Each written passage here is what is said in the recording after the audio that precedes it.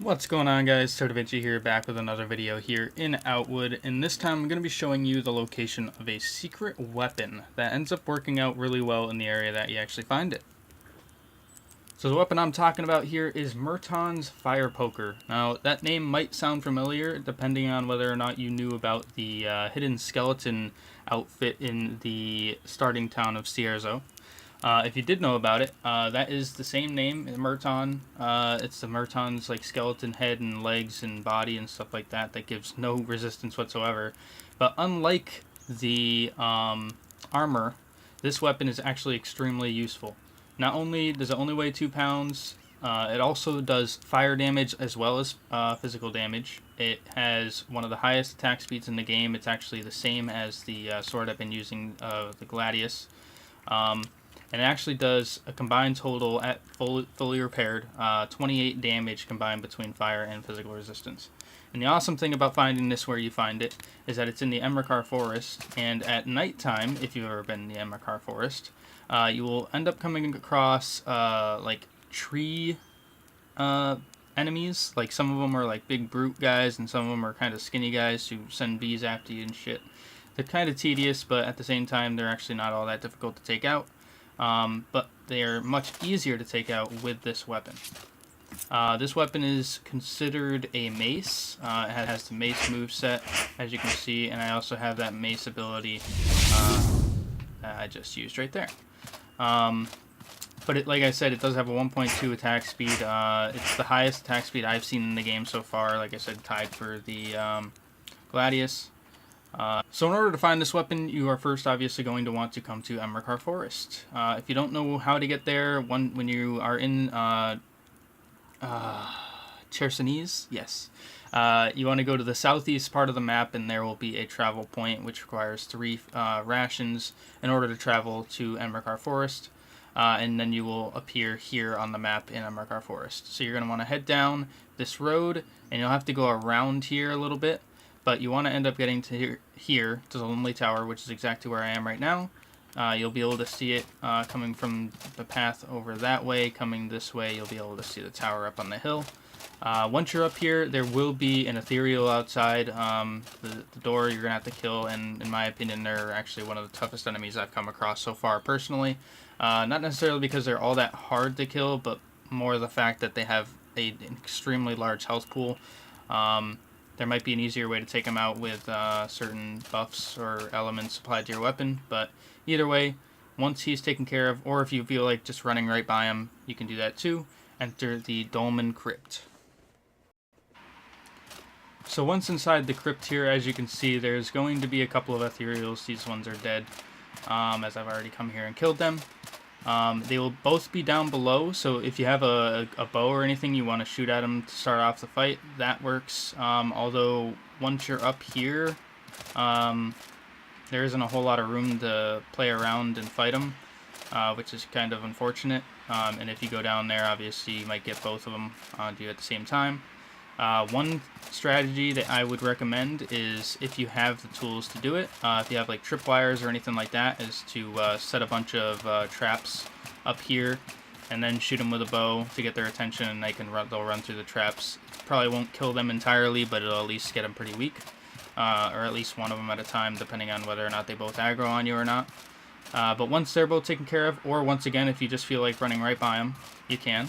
You're going to want to come down here, and under the ramp that we started on, there is a lever right here. I can't hit it right now because I've already hit it, and once you hit it, you can't hit it again. This lever here, I had no idea what it did originally, but then I ended up realizing in another location I had went to before coming in here, that there was a locked cage door, and that is exactly what that lever does, is it opens that up, and we have to then travel there next. So I exit out the crypt, and I will show you where to go next. So once you're back outside of the crypt, the next location we want to go to, if we bring up our map, we are here right now. We want to work our way down the road here and onto this island. Now right around here on this island, I can actually zoom in. I believe that's what this little brown thing dot there is on the island. There's a tree here which you can go underneath, and there's actually, it kind of looks like this kind of an entrance, you can go underneath the tree and enter into another location that I don't remember the name of. But just make your way over there, and that's exactly what I'm going to do then. And once I get there, I will cut back in and let you know what to do next. Alright, so as a heads up, in case you're just running to this area to get this really quick, once you get right around here, on this side of the bridge, there tends to be some bandits running around. I have the one dead over here in the water. There's usually 2, maybe 3 of them around here, and there's also a chance of there being an alpha deer up the path that way a little bit. So you just want to cross over the bridge now. On this island, I believe I only ever encountered one enemy here. It was one of the electrical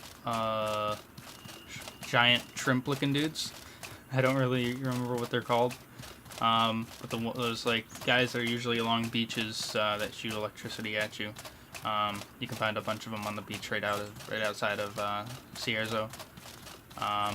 But anyway, there should only be one of them along the right side of the island there, or the west side anyway. But you just want to come right around here, and right down here, that's the tree right there. I set up a campfire out here before going in the first time. I didn't know it was in there. Cooked up a little meat, and I want to just head right under here and into the tree husk. That's what it's called. Alright, so once you're in here, you're going to want to look directly to the right. That is the correct path. Up here is a dead end. You'll end up getting there eventually afterward anyway.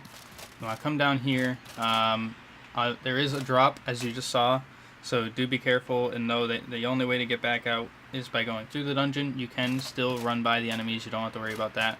If you feel like you're getting overwhelmed or anything, then just run right through. I'll show you obviously later on the exit back up there. But the first enemy you're going to come across is, what are these things called? I have a piece of them. Beast Golem. It's basically like a mechanized wolf. It honestly wasn't all that difficult to take out. He does, honestly, I will admit I did get hit by him a bit, but he wasn't doing all that much damage to me. Whether or not that was because of my armor or just because his attacks are weak, I don't really know. But this was the first one I ever encountered, so I can't really give any tips on them entirely. Like I said, they do attack pretty quickly, but as long as you have a quick swinging weapon like a sword or whatever, you should be able to get a hit in after blocking an initial attack. And they do like a triple rapid like lunge attack. So just kind of block their attacks and do whatever you can to avoid them until you kind of learn the way to take them out. I just personally kept circle strafing around him while he was attacking, and after the third attack I would attack myself. They didn't have all that much health either, so don't worry about that too much. I don't believe there was any other enemies in here. I don't see any dead bodies or anything like that anyway. There is a scrap pile right here, a junk pile. But this is the door that, if you didn't touch that lever, that would be closed. But you can come in here. These are ghost plants. You can actually grab these. They sell pretty valuable. They sell for like 7 or 8 silver each. Or you can save them for alchemy and stuff like that. And right inside this skeleton right here's chest will be the weapon you are looking for. You just grab it and equip it and use it however you want. Let me just show you the way out really quick before I end the video. That's the way we came from. If we come up here, there will be one more enemy you have to fight. It is an assassin bug. They're pretty darn easy to kill. They only have 2 attacks. One of them, they stick their tongue out at you, just easy block and counter attack. And there's sometimes they jump at you, which actually puts them in a like they recover for it. Takes them longer to recover from that attack, so you can get in behind them and hit them a couple times before having to worry about blocking or anything like that again. We also have a chest here, which I already looted, and this is that drop off that leads right back to the exit. So it's a nice small cave or dungeon, whatever you want to call it, and with a couple, well, really only one threatening enemy. Like I said, the assassin bugs are pretty easy, and they are also weak to fire, which is awesome. Equip this thing. Whoops, wrong button. Equip this thing right away once you get it, and go take out that assassin bug real easily.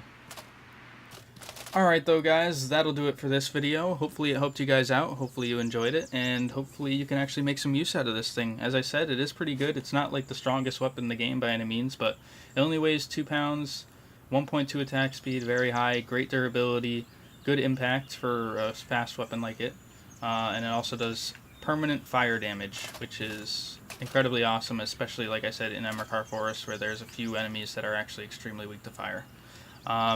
Anyway, that's all for this one, and I will see you guys in the next one.